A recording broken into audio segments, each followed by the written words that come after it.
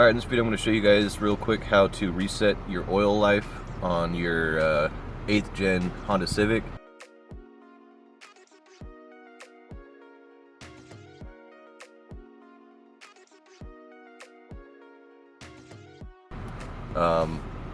When that goes off, you get this wrench right there, and it's kind of nerve-wracking to see that while you're driving your fully functional car. So what you're going to do is make sure the car is off, and then you're just going to put it into the on position, and you're going to press and hold the set reset button,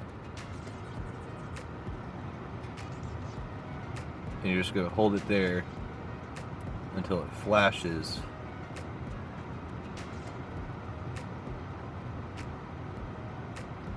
And then you're going to press and hold it again.